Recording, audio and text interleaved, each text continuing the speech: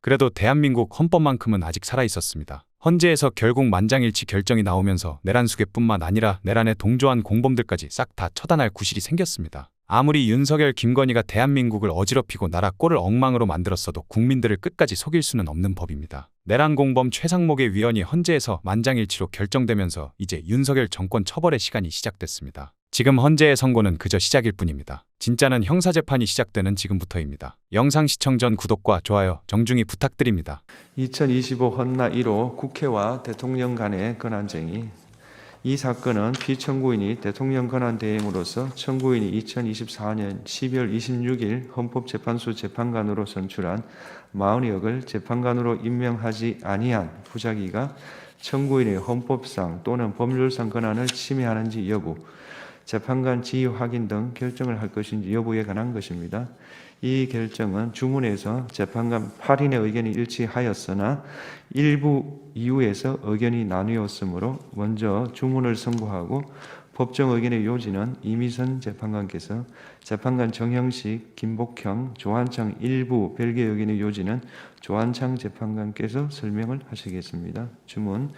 피청구인이 대통령 권한대행으로서 청구인이 2024년 12월 26일 헌법재판소 재판관으로 선출한 마흔여을 헌법재판소 재판관으로 임명하지 아니한 부작위는 헌법에 의하여 부여된 청구인의 헌법재판소 재판관 선출을 통한 헌법재판소 구성권을 침해한 것이다. 청구인의 나머지 심판 청구를 모두 각하한다. 법정 의견의 요지를 말씀드리겠습니다. 이 사건 심판 청구 중 재판관 지위의 확인을 구하거나 즉시 재판관을 임명하라는 결정을 구하는 부분은 헌법재판소법상 이러한 결정을 할 수 있는 근거가 없으므로 부적법합니다. 다음으로 피청구인이 재판관을 임명하지 아니하고 있는 이 사건 임명 부작위가 청구인의 권한을 침해하는지에 관하여 보겠습니다. 먼저 이 부분 심판 청구를 위하여 별도의 본회의 의결이 필요한지 여부에 관하여 보면, 권한쟁의 심판 제도의 의의는 헌법기관의 침해된 권한을 회복하여 헌법적 권한 질서와 헌법의 규범적 효력을 보호하고자 하는 데 있고, 헌법이나 국회법, 헌법재판소법 등에서 청구인의 권한쟁의 심판 청구에 관한 절차적 규제를 두고 있지 않은 점을 고려해 볼 때, 청구인이 권한쟁의 심판을 통해 보호하고자 하는 권한과 관련하여 이미 본회의 의결을 통해 그 권한 실현 의사를 결정하고, 나아가 그와 같이 결정된 의사가 다른 국가기관에 의하여 침해되었음을 확인한 경우에는 청구인을 대표하는 국회의장은 그 대표권에 기하여 청구인의 권한 침해에 대한 방어적 행위로서 해당 국가기관을 상대로 권한쟁의 심판을 청구할 수 있고, 권한쟁의 심판을 청구하기 위한 별도의 본회의 의결은 필요하지 않다고 보는 것이 타당합니다. 이 부분 심판 청구는 2024년 12월 26일자 본회의 의결로 이루어진 청구인의 재판관 선출에 기초한 것이고, 위 재판관 선출 의결 이후 있었던 국무총리에 대한 탄핵소추안의 의결은 청구인의 선출권이 대통령 권한대행이던 국무총리의 재판관 미임명에 의하여 침해되었음을 본회의 의결을 통해 확인한 것으로 볼 수 있습니다. 따라서 국회의장이 청구인을 대표하여 제기한 이 부분 심판 청구는 권한쟁의 심판 청구 제기 여부를 독립된 안건으로 하여 본회의의 의결을 거치지 않았더라도 국회의장의 대표권의 범위 내에서 적법하게 제기된 것으로 볼 수 있습니다. 이 사건 임명 부작위가 청구인의 헌법상 권한을 침해하는지 여부에 관하여 보겠습니다. 헌법 제111조 제3항이 재판관 9인 중 3인은 청구인이 선출하는 자를, 3인은 대법원장이 지명하는 자를 임명하도록 한 것은 입법부, 행정부, 사법부가 헌법재판소 구성에 동등하게 참여하도록 함으로써 권력 상호 간의 견제와 균형을 도모하고 헌법 수호와 국민의 기본권 보장을 사명으로 하는 헌법재판소가 중립적인 지위에서 헌법재판 기능을 수행하도록 하기 위한 것입니다. 따라서 헌법이 청구인에게 부여한 재판관 선출권은 헌법재판소를 구성할 권한을 의미하는 것으로 독자적이고 실질적인 것이므로 대통령은 청구인이 선출한 사람에 대하여 재판관 임명을 임의로 거부하거나 선별하여 임명할 수 없습니다. 즉, 대통령 또는 대통령의 권한을 대행하는 국무총리나 국무위원은 청구인이 재판관으로 선출한 사람이 헌법과 헌법재판소법에서 정한 자격 요건을 갖추고 그 선출 과정에 의회 민주주의를 원칙으로 하는 헌법 및 국회법 등 법률을 위반한 하사가 없는 이상 그 사람을 재판관으로 임명할 헌법상 의무를 부담합니다. 따라서 2024년 12월 27일부터 대통령의 권한을 대행하게 된 피청구인은 청구인이 2024년 12월 26일 재판관으로 선출한 3인이 헌법과 헌법재판소법에서 정한 자격 요건을 갖추었고 그 선출 과정에 의회 민주주의를 원칙으로 하는 헌법과 국회법을 위반한 하사가 없는 이상 이들을 재판관으로 임명하여 재판관 공석 상태를 해소하여야 할 구체적인 자기 의무를 부담합니다. 한편 청구인은 헌법재판소 창설 이래 각 교섭단체가 추천 방식에 관해 협의를 하고 그 결과에 따라 재판관 후보자를 추천하면 그 추천 후보자를 재판관으로 선출함으로써 다수당이 일방적으로 재판관 3인 모두를 선출하지 않도록 하여 왔는데 이러한 정치적 관행은 국회가 선출하는 재판관의 정치적 중립성을 담보하기 위한 것이라고 할 수 있습니다. 다만 특정한 내용의 추천 방식이 관행으로 굳어졌다거나 각 교섭단체가 추천하는 특정 후보자에 대해 다른 교섭단체가 합의를 한 경우에 한해 선출하는 관행이 있었다고 보기는 어렵습니다. 이 사건에서 교섭단체 대표위원들은 협의를 거쳐 국회의장에게 재판관 후보자를 추천하는 공문을 발송하였고 이에 따라 국회의장이 재판관 선출안을 제출함으로써 인사청문회와 본회의 의결 절차가 진행되었음을 인정할 수 있습니다. 따라서 이 사건의 경우 재판관 선출 절차가 의회 민주주의 원칙에 의한 절차를 위반하였다고 볼 수 없습니다.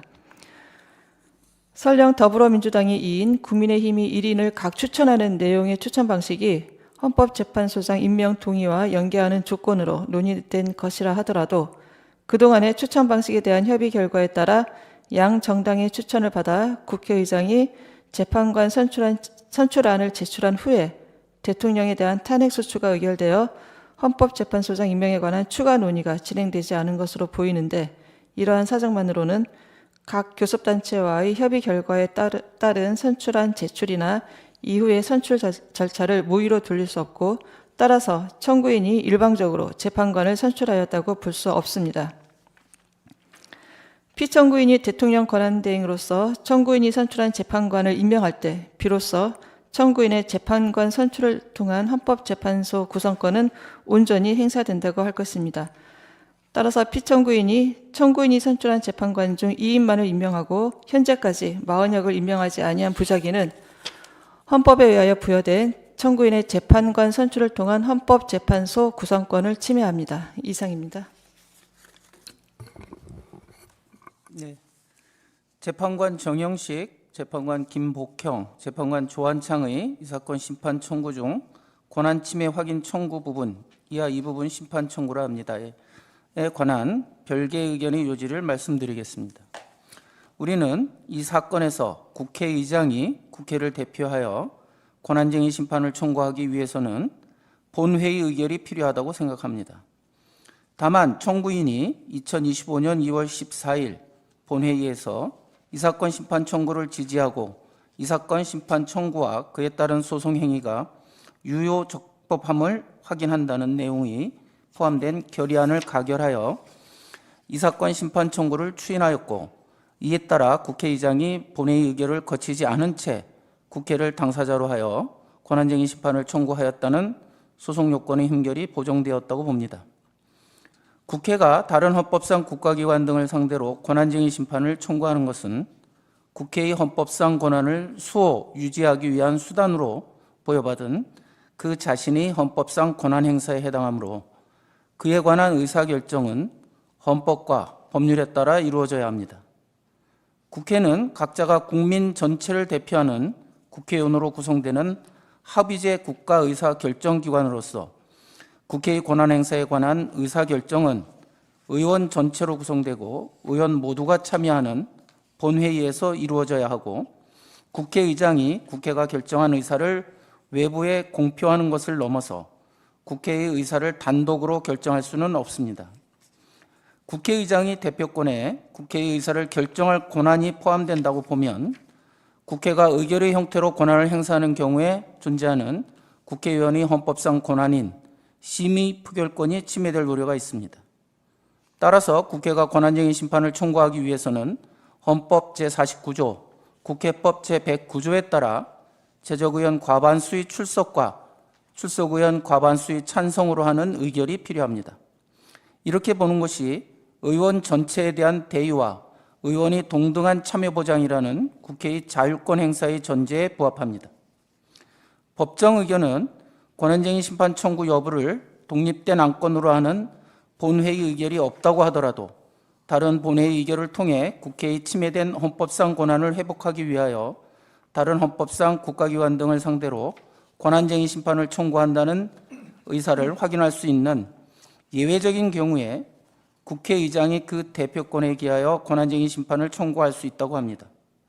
그러나 국회의 헌법상 권한 행사에 대하여 본회의 의결을 거쳐야 한다는 요구는 헌법에서 도출되는 것으로서 반드시 필요한 경우에 한하여 엄격하고 명확한 요건을 충족하는 때에만 그 예외가 인정되어야 합니다.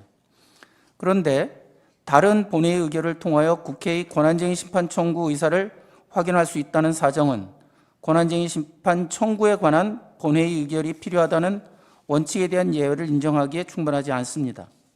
특히 이 사건에서 다투는 대상인 이 사건 임명 부작위는 현재까지 계속되고 있고 청구인이 심판 계속 중 본회의를 개의하여 이 사건 심판 청구를 추인하는 의사가 담긴 의결을 할 수 있었던 점을 고려할 때 위와 같은 예외를 인정하지 않으면 적시에 권한쟁의 심판 청구를 하여 청구인이 침해된 권한을 회복할 수 없었을 것이라는 등의 사정을 찾아볼 수 없습니다.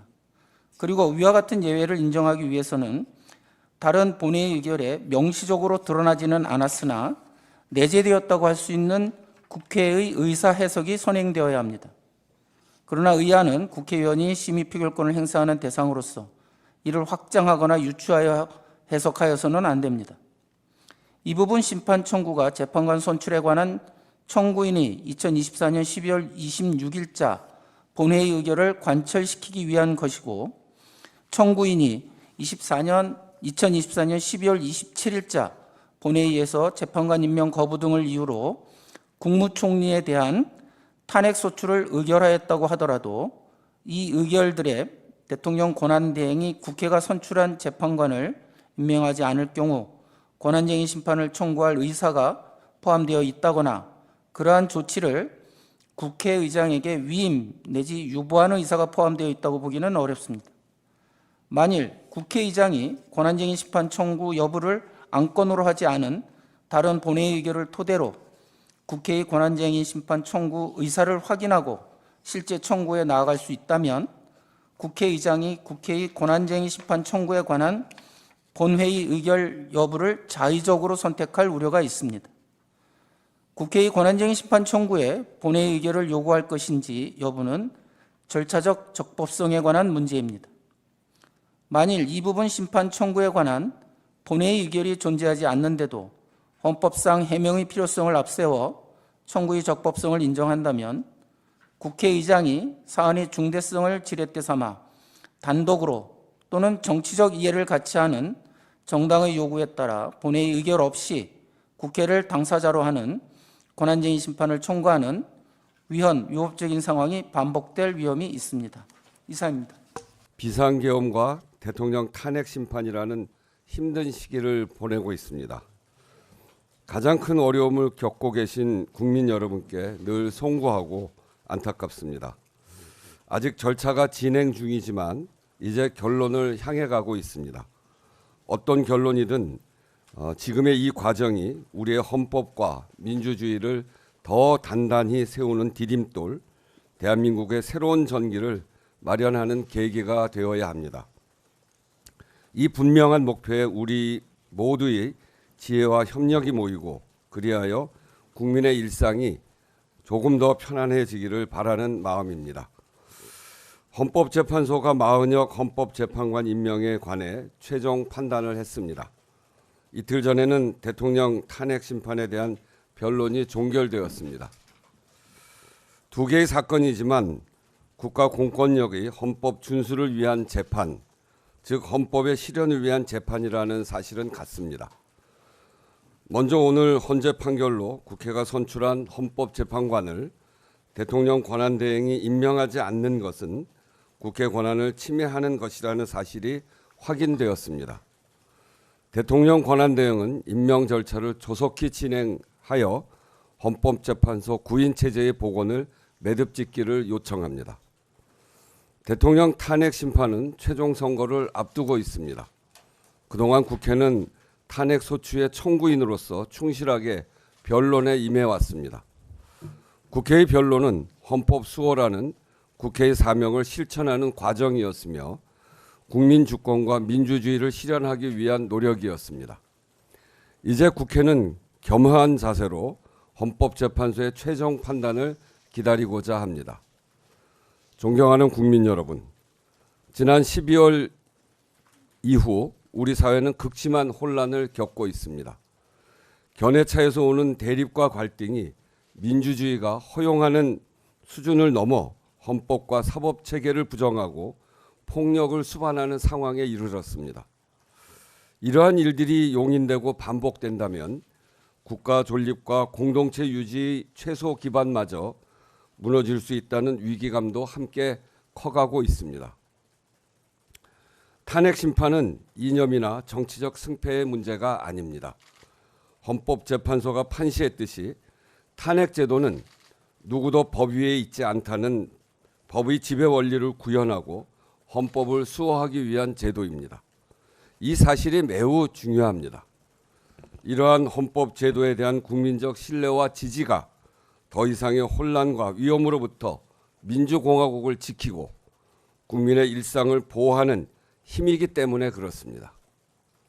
치유와 회복의 과정도 바로 여기서 시작될 것입니다. 우리 국민이 헌법과 민주주의를 지탱하고 있는 한 대한민국은 반드시 오늘의 위기와 상처를 극복하고 더 확고한 민주주의 국가로 나아갈 것입니다. 전 세계가 우리를 지켜보고 있습니다. 대한민국은 민주적이고 평화적인 방식으로 헌정 질서를 회복할 역량이 있습니다. 식민, 분단, 전쟁, 독재, 그리고 외환 위기를 극복하고 대한민국을 선진국으로 만든 우리 국민이 있기 때문입니다.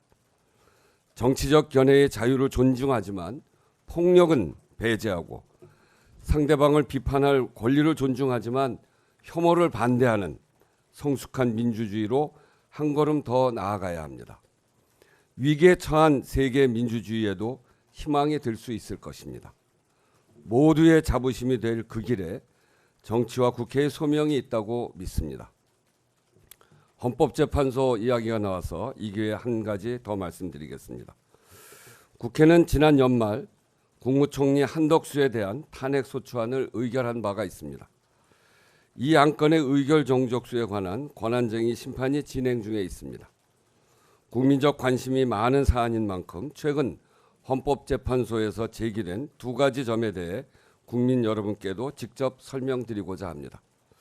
먼저 탄핵소추안의 본회의 의결에 앞서 이 안건을 법사위에 회부하여 조사할 수는 없었는가 하는 점입니다. 탄핵소추안의 법사위 조사는 본회의 의결로 가능합니다. 법사위 회부 동의안이 안건으로 제출되었다면 의장은 국회법에 따라 당연히 그 절차를 진행하였을 것입니다. 그러나 이 안건은 제출되지 않았기 때문에 본회의에서 심의할 수 없었습니다. 두 번째로 의결 정족수를 본회의에서 의결하는 방안은 이를 실현할 법적 절차와 방법이 없다는 점에서 또한 그것이 현실적 규범적으로 바람직하냐는 점에서 의결 정족수 판단의 선행 과정으로 삼기 어렵다고 판단했습니다. 이 문제가 논란이 된 것은 탄핵 소추 대상자가 대통령 권한대행인 경우에 의결 정족수 규정은 헌법에 따로 없기 때문입니다. 결국 헌법 해석의 문제인데 이를 국회가 의결로 정할 수는 없습니다. 헌법, 국회법 어디에도 특정 안건의 의결 정족수를 정하는 안건을 상정할 절차와 방법이 없기도 합니다. 서로 방법이 있다고 하더라도 바람직하지 않습니다. 의결 정족수를 결정하는 의결에도 정족수가 필요한데 여기에는 국회법에 따라 일반 정족수가 적용될 수밖에 없습니다. 그러나 가중 정족수를 주장하는 입장에서는 수용하기 어려울 것이므로 오히려 분쟁을 증폭시킬 가능성이 분명합니다. 무엇보다 헌법 해석의 문제를 국회 의결을 통해 해결하는 것은 국회의 정당 의석수 변화에 따라 헌법의 해석이 달라지는 결과를 초래할 수 있습니다. 헌법의 안정성을 해치는 일입니다. 당시 탄핵소추안은 의결 정족수에 대한 여야의 의견 조율이 사실상 불가능한 상황에서 제출되었습니다. 따라서 의장은 현행 법규와 헌법학회, 국회 입법조사처의 의견을 종합적으로 검토하여 이를 판단하고 의사 진행을 하였습니다. 국회법에 규정된 의사 정리의 직무를 책임 있게 수행한 것입니다. 민주주의를 지키는 힘도 더 단단하게 세우는 지혜도 국민 속에 있습니다. 그래서 대한민국은 강합니다. 지난 역사를 통해 대한민국이 증명해 보인 사실입니다. 앞으로 얼마간의 혼란과 고통은 불가피하더라도 국회를 대표하는 국회의장은 이 사실을 절대 놓치지 않을 것입니다. 국민의 뜻으로 길을 내는 민주주의, 국민의 삶으로 증명되는 민주주의를 실현하기 위해 최선의 노력을 다하겠습니다. 이상입니다. 오늘 영상은 여기까지입니다. 대한민국 정상화를 위해 끝까지 힘쓰겠습니다. 여러분의 구독과 좋아요로 힘을 보태주세요. 감사합니다.